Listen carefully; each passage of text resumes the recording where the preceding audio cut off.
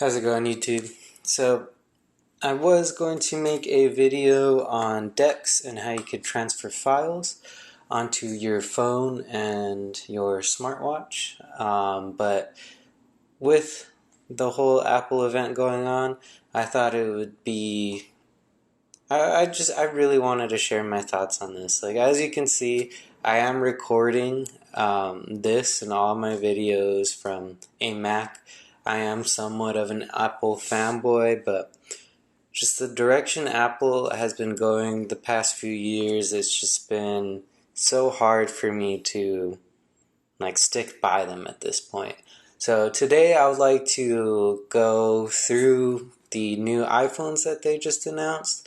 It will be sharing my thoughts slash kind of being a rant of sorts. I did watch the keynote live, so I do have a lot to talk about in regard to that. So if you'd like to hear my thoughts, and maybe you could comment down below if you agree or disagree, I'd love to have some discussion. But to be completely honest, I am just an enthusiast of technology, and when any company does great, I'm all here for it. That's what I want to see, because that just inspires more conversation. So without further ado, let's dive right in. So Apple announced the iPhone 12 Pro, the iPhone 12, and then they're basically keeping these three models behind just so they could have some sort of competition against the used market. And to be completely honest, the differences between an iPhone 11 and iPhone 12 are going to be pretty big. If I had to decide between the two, I would definitely go for the iPhone 12. However, iPhone 12 versus iPhone 12 Pro, that is where we are going to see very small disparities between the two. So let's go ahead and dive right into this. Super fancy. So Apple's biggest selling points were 5G, and honestly, something that kind of really blew me away in a bad way was how much they kind of relied on MagSafe. And they talked about MagSafe as if it were a brand new technology that's never been seen before, but my MacBook from 2013 has MagSafe. And they now they have 15-watt wireless charging. I mean, Samsung phones have had that for a while, and OnePlus can even go up to 30 and things like that. But they were talking about it like it was some brand new technology that's never been done before. Oh, they have LiDAR again, by the way, but I don't really think anyone cares about AR stuff at the moment. Um, but back to what I was saying about MagSafe is basically just a magnet around a Qi wireless charger in the back of their phone so they could sell you more accessories. It was severely underwhelming. The entire keynote for me was just what you're looking at right now. Just simply looking at pictures of random people and veiny arms, and it was like it, I know Apple is all about presentation, and don't get me wrong, when they had those few videos where they were really diving into their ads, basically, it was shot very well. So the entirety of the keynote was really just pictures in different places and showing videos. And I mean, don't get me wrong, I appreciate a good camera on a smartphone, and I'm sure the majority of users, that is what they will care about. But for a tech enthusiast who wants 120 hertz screen, no notch, I mean, I would have taken like a fingerprint sensor on the power button, especially with, masks and everything. And I just, this feels like an iPhone 11 in a different case, a different body. They really dropped the ball on 120 hertz. I feel like that would have made this much more easy to digest. I mean, if I was looking to get an iPhone this year, sure, I really do like the design following the iPad Pro, but other than that, they really don't have um, much to. Oh, there's the MagSafe. So here is the MagSafe thing I was talking about, and let's get that animation going again.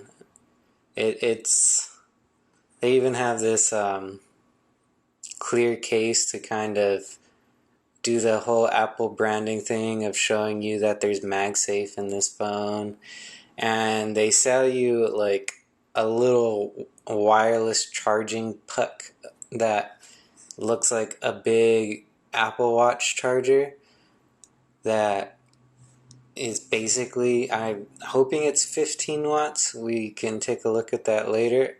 So here is the charger, and apparently it can charge any iPhone with wireless charging because it's just a wireless charging puck with a magnet around it for 40 bucks. Oh, so when Apple when Apple brought this up and they announced that they wouldn't have the charging brick or the headphones in their box, and they made it seem like it was this revolutionary thing that they were doing, is just absurd. If you really want to take the high road on this and you want to make it seem like you care about the earth and you care about your consumers, then give them a $40 coupon that they can put towards buying a charging brick if they want, or towards other accessories. When you pre-order a Samsung phone, you get like $150 towards whatever you want. So I'm completely for, saving the environment and whatnot, but to use that as like a guise for basically being greedy and money hungry is just something that, I don't know, just left a really bad taste in my mouth. And the really bad thing about this is now that Apple has gone and done this, um, other companies may feel like they can follow suit as well, just like the headphone jack thing. It's just really, really not a good look for Apple. And the other funny thing is, so I really want to emphasize this point. They try to say that everyone has a charging brick, but the cable that they're including with the iPhone is a USB-C to Lightning cable, which only came out with the iPhone 11 Pro, that charging brick.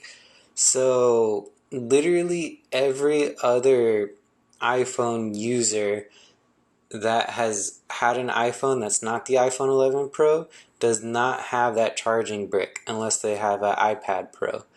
So Apple is saying everyone has a charging brick, but they're giving them a cable that's not compatible with literally 95% of the charging bricks that people have.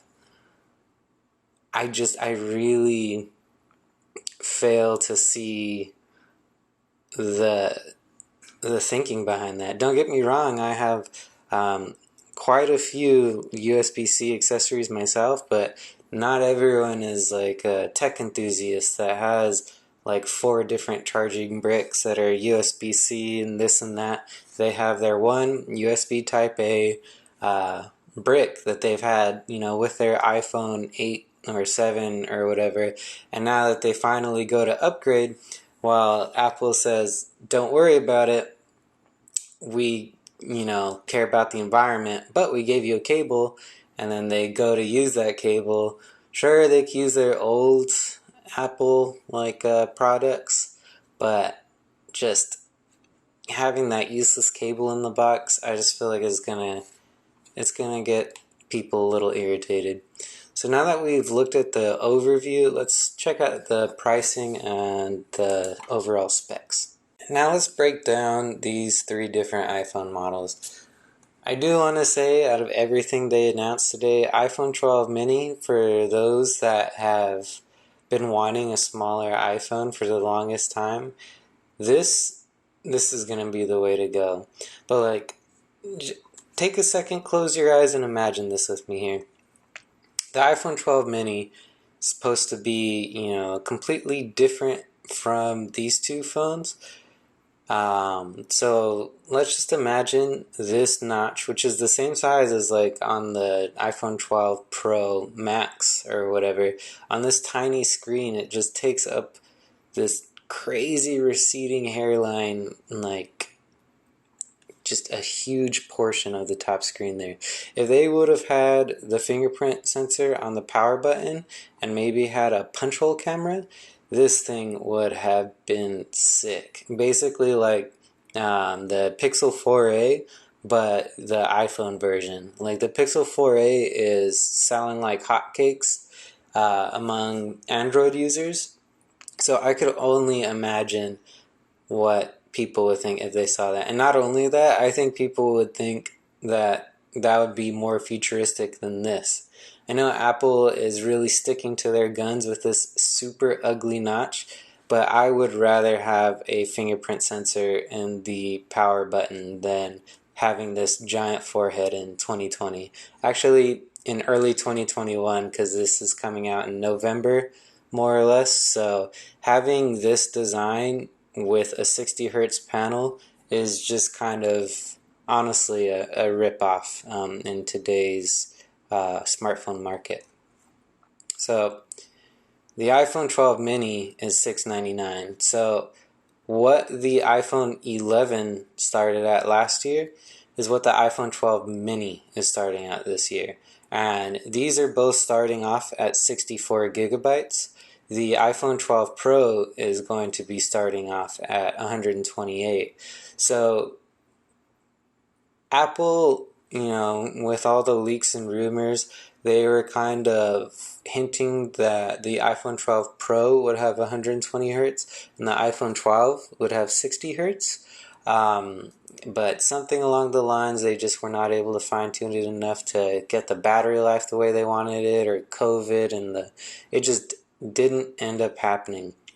So now you have these two phones that have the same exact Super XDR Retina OLED panels and have the same cameras aside from the telephoto lens. The really only differentiating factors is the stainless steel frame and the telephoto camera, plus the memory. So that $200 difference gets you, so as you can see, same.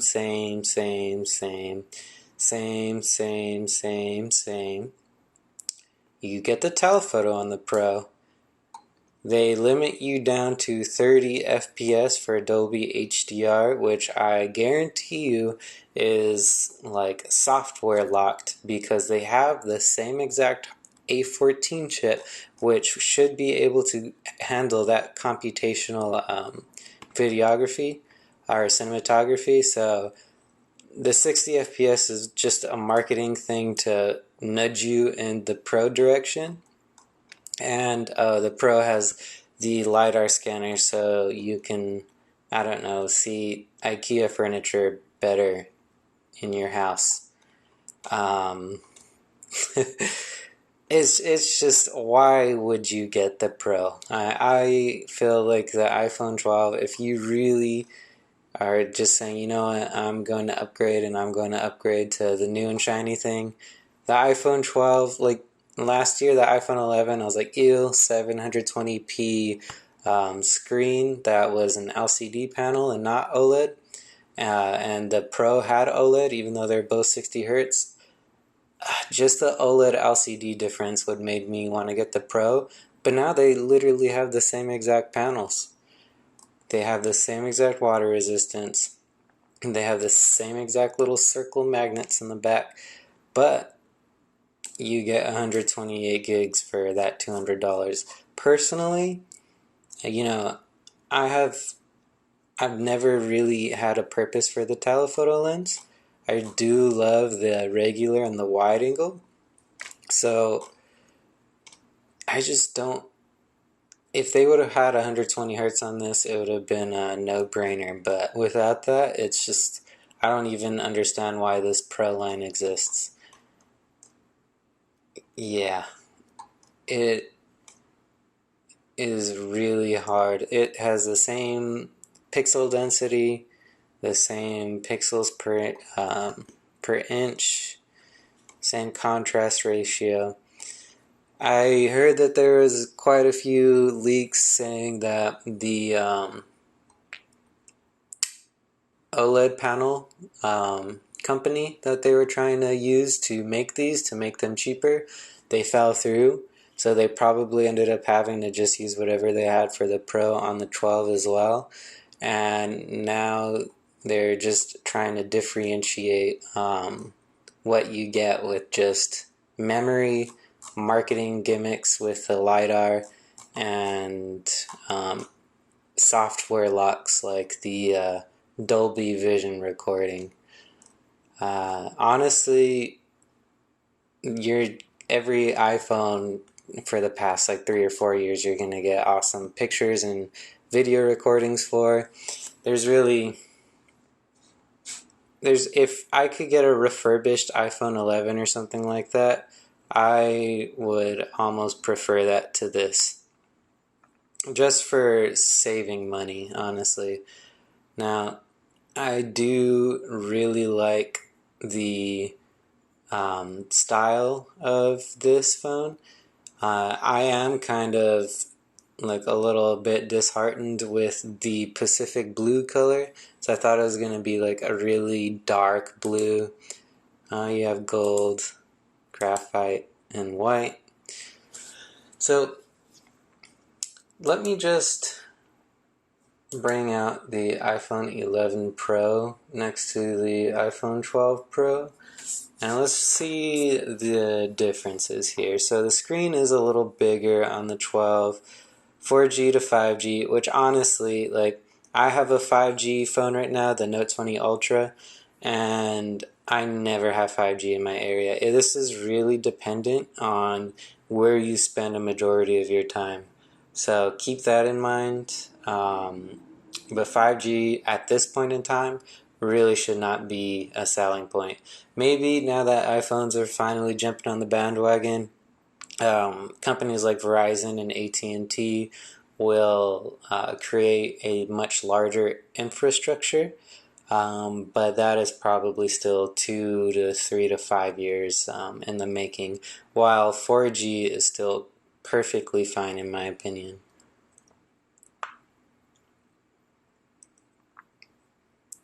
So something that is really interesting is the fact that the iPhone 11 actually has more battery life than the iPhone 12. I know the iPhone 11 Pro was a little thicker than the iPhones before it, but I wonder what made them dial the battery down a bit. This is completely ridiculous in my opinion. Compatible with MagSafe accessories and wireless chargers, this phone still has wireless charging. It may not get 15-watt charging, but it just doesn't have the little circle magnet in the back to get it in that perfect spot every time. Which I saw a commercial or one of the ads of them using the MagSafe connector, and they had to pick their phone up and literally pull that little magnet thing off of the back of the phone. And it's like, at that point, what's the point of a wireless charger? It's like you plugged in your wireless charger to the back of your phone, but with extra steps, because you literally have to like pull it off like you're unplugging it.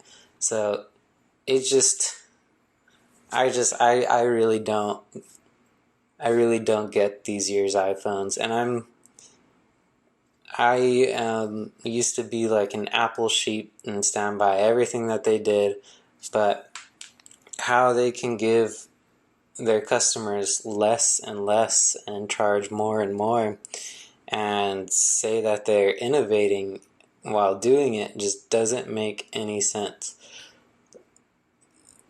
I truly, if you're just looking at these specs, like between the iPhone 11 Pro and the iPhone 12 Pro, I would lean towards the iPhone 11 Pro off the battery alone.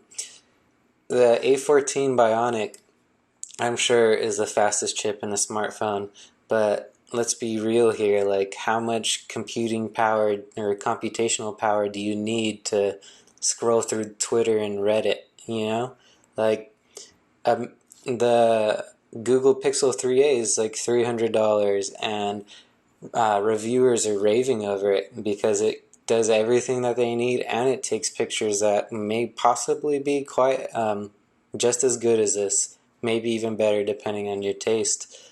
So it really seems like you are just paying the Apple tax to have an iPhone at this point, like just to get into the walled garden. Just to kind of summarize on this final point here, if you want to really know the differences between the iPhone 12 Pro and the 11 Pro,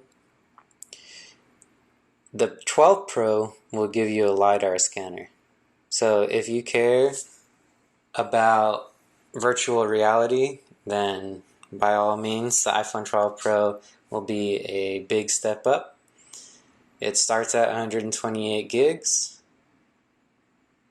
and I guess it records in Dolby Vision for what if that's important to you. But the biggest selling feature to upgrade to this is the magnet circle in the back. So honestly, I don't. Maybe there's something I'm missing here.